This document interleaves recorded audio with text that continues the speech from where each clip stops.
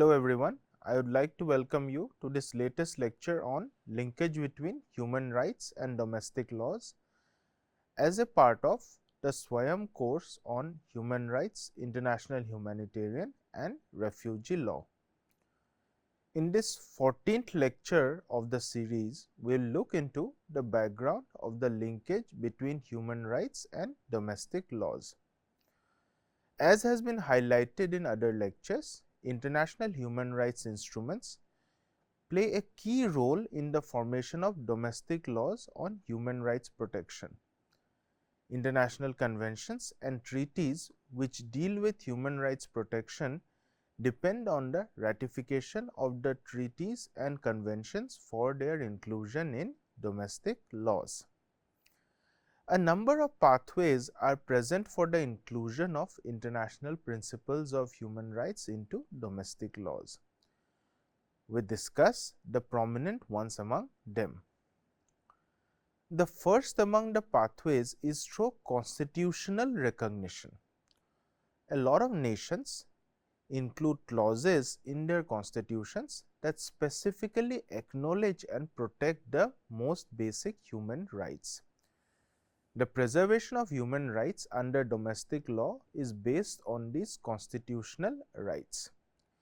In India, we have included human rights as a part of the fundamental rights in the Constitution. Constitutions include a distinct part or chapter that lists the particular liberties and rights that each and every citizen living in a country is entitled to.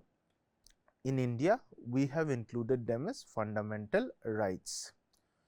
Fundamental rights frequently encompass civil, political, economic, social and cultural rights.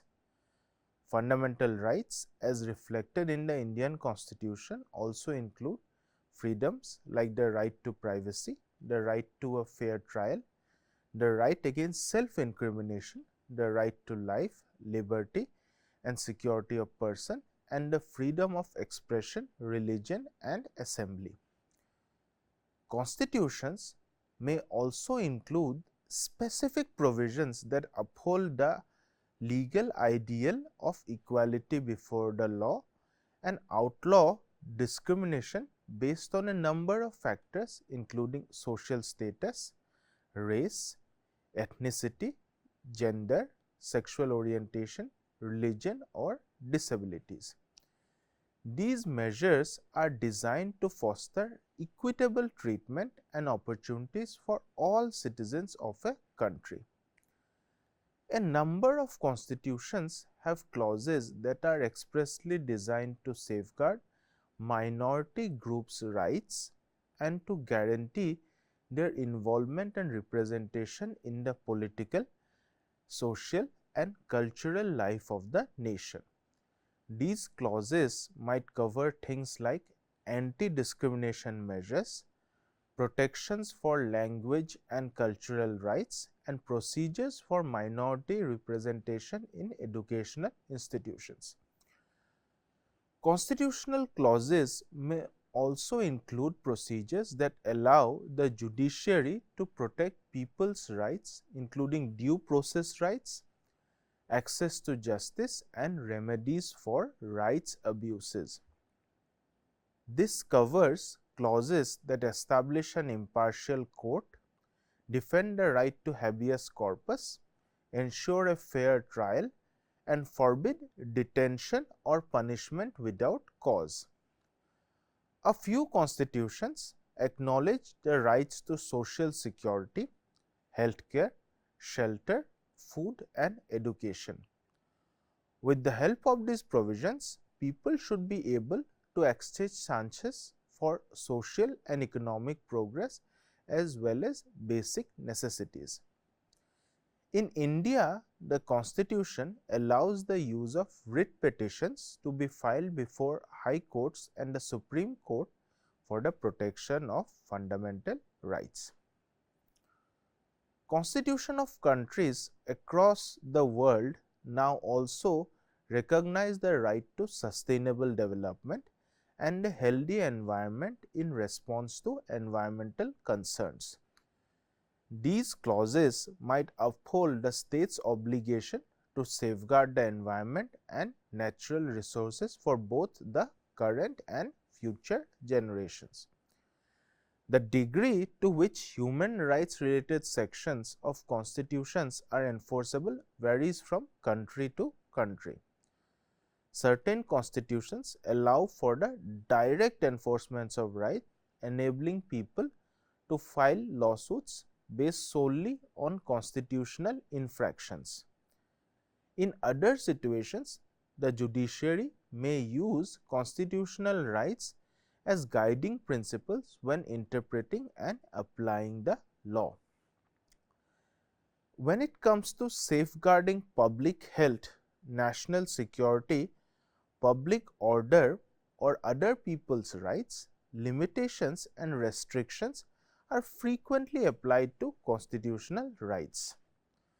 These restrictions must be mandated by law, proportional and appropriate for the goal being sought, and consistent with the fundamental rights of individuals. All things considered, states' commitment to protecting the freedom, equality, and dignity of every person living under their authority is reflected in the inclusion of human rights in their constitutions. These constitutional clauses establish a framework for the defense and advancement of human rights, as well as a foundation for political and legal accountability. Now, students, I hope you have understood the importance of the Constitution. So, before we move ahead, let us have a question to revise the part covered till now. Where can writ petitions be filed under the Indian Constitution? Is it before A, the Supreme Court and High Courts, B, before the Governor, C, before the President, or D, none of the above?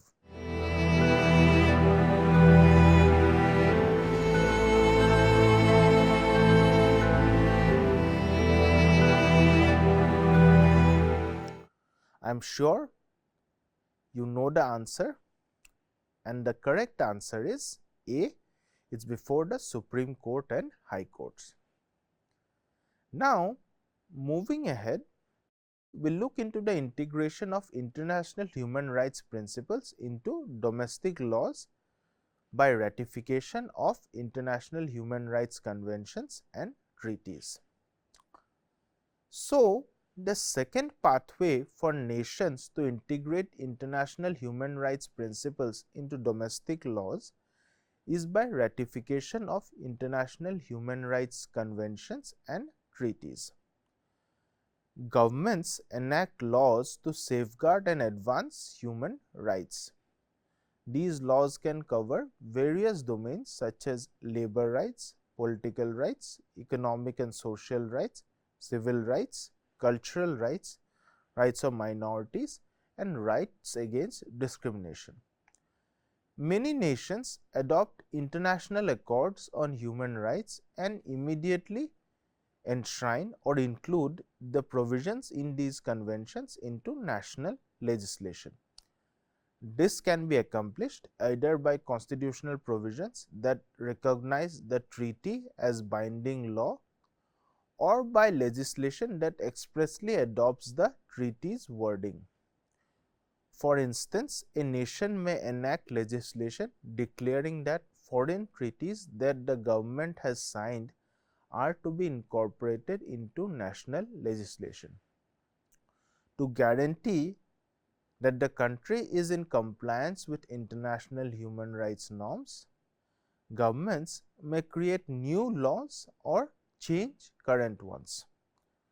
This involves the enactment of domestic legislation which complies with the provisions of international treaties that the country may have signed. For example, to fulfill its responsibilities under the International Convention on the Elimination of All Forms of Racial Discrimination, a country may enact laws which prohibit racial discrimination. The process of lawmaking is continuous and involves making amendments or enactment of fresh laws to keep in sync with global developments and principles. The judiciary also plays a critical role in protection of human rights under domestic laws and in inclusion of international law principles in domestic laws. Courts decide disputes about alleged human rights abuses and offer compensation and remedies to those whose rights have been violated. In certain cases, the persons who violated the rights can also be punished. In case where the local laws are deemed insufficient, courts can rely on international legal principles to protect the rights of the citizens. In countries where a system of separation of powers is present, the judiciary conducts checks to determine whether legislative and executive actions are lawful and constitutional. This process also involves the checking of whether the laws, rules, guidelines and the administrative rulings which have been enacted adhere to the fundamental rights of the Constitution and the people. If legislation or government activities are shown to be illegal or incompatible with human rights norms and the Constitution, they may be declared void by the courts and sent back for reconsideration by the government. In many domestic legal systems, courts are permitted to implement and enforce international human rights legislation in order to decide situations involving abuses of human rights. This process involves depending on international treaties, customary international law and principles of international jurisprudence. In all, courts play a critical role to safeguard human rights under domestic laws.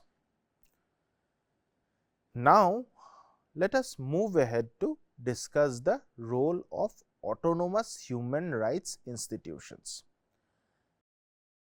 The fourth pathway for human rights protection in domestic surroundings is autonomous human rights institutions, which have the power to look into claims of human rights abuses, keep an eye on government acts, carry out advocacy and research, and raise public awareness of human rights concerns. These organizations are vital in making sure that human rights norms are followed and in making governments answerable for their commitments to uphold human rights.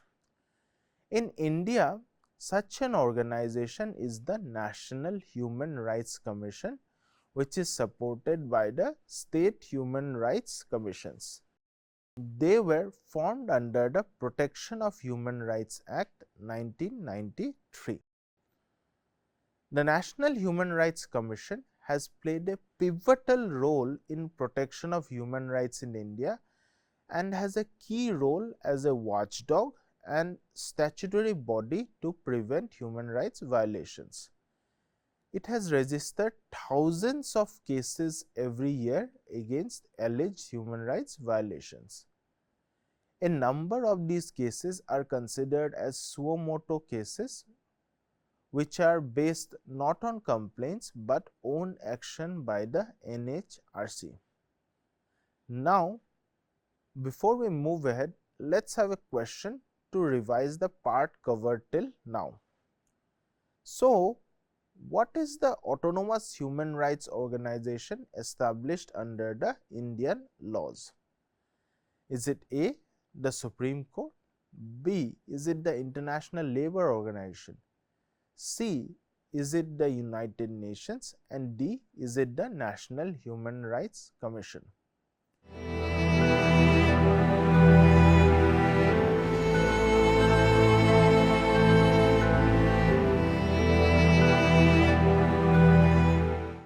Right. So, I am sure a lot of you would have got the answer correct. The answer is the National Human Rights Commission.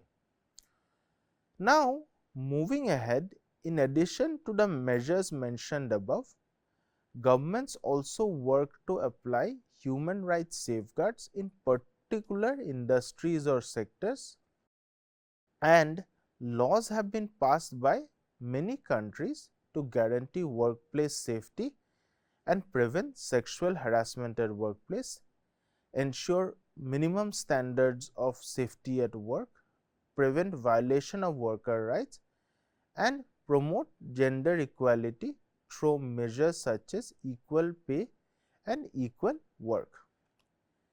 Even then, there are challenges in human rights protections under domestic laws, as we see ahead. Now, moving ahead, let us look into the key challenges which are faced in enforcing human rights protections under domestic laws in countries across the world. Governments in many countries may be unwilling to place a high priority on protecting human rights. In order to keep power and quell opposition, authoritarian governments and dictatorships may choose to violate human rights protections. The acts of violations may take the form of extrajudicial executions, arbitrary arrests, and limitations on the rights to free speech, assembly, and association. Wars and internal conflicts also fuel human rights violations, and widespread violations of human rights are frequently linked to armed conflict and political instability. During wars, civilians are frequently the victims of violence, displacement, and other atrocities. These groups include women, children, and other vulnerable groups such as old persons and specially abled persons. The protection of human rights may be affected by weak institutional structures and legal frameworks. Comprehensive laws on human rights may not exist in certain nations, while countries may have laws on paper, but may not be able to properly implement them because of institutional flaws or a lack of funding. Corruption also affects the institutions in charge of defending human rights and the rule of law. Corrupt practices can encourage a culture of impunity where those who violate human rights are not held accountable and may lead to crimes such as trafficking, exploitation, and police brutality. When a country is under war or internal conflicts or is under a dictatorship, it may also face the problems of limitations on the freedom of speech and information. Incidents such as internet blackouts, censorship, and assault on journalists and media organizations compromise the trust of the society, openness, and responsibility, making it more challenging to identify and prosecute those who violate human rights. The preservation of human rights is also confronted with global crises including pandemics, migration, and climate change. These problems have the potential to worsen already existing vulnerabilities and disparities, which might result in the violation of rights such as the right to a clean environment, decent housing, and good health. Governments, civil society organizations, international organizations, and other stakeholders must work together to strengthen the legal framework, encourage accountability, address inequality and discrimination, and protect the fundamental rights of all people. In order to address these issues, the implementation of human rights such as the rights to food, shelter and education is hampered by poverty and economic disparity. Climate change also exaggerates these problems, and human rights breaches resulting from displacements brought on by natural disasters and resource constraints can lead to social challenges for governments.